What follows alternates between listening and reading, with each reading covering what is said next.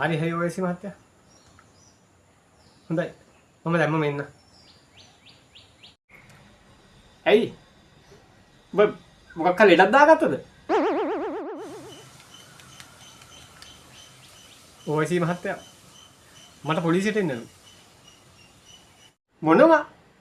මම හිතුවා උඹ වගේ දෙයක් කරගනී කියලා. දැන් කොහොමද යකෝ මම පාරේ බැහැලා යන්නේ? ඉවරයි. නම්බුව සේරම ඉවරයි. කොබලගේ අම්මා සුමනෝ මේ වරෙන් යකෝ මම කෑවා.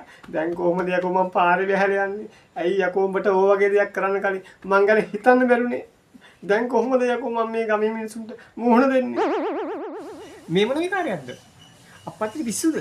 මොකද මං කරපු අපරාධේ? අපරාධය? එහෙනම් මොකටද මිනිහෝ? ඔයසි මහත්තයා. උඹ හොයන්නේ? උඹට එන්න කියන්නේ? අප්පච්චි මේ ඔයසි මහත්තයා මට කතා කරේ අප්පච්චි දා බීලා ගිහිල්ලා මාට්ටු වෙච්ච එක හෙට උසාවි දානවලු. ඒ ගැන කතා කරන් තමයි මට එන්න කිව්වේ. හරි ඉතින්. ඕක මහ ලොකු දෙයක් ඈ. මොකෝ බීලා පාර යන්නේ මම විතරක් ඈ. ඔය ඕන තරම් මිනිස්සු යන්නේ. මහ ලොකු දෙයක් නෑ. හොඳටම බීලා. ලයිසන් නෑ. ලයිසන් ඉන්ෂුරන්ස් නෑ.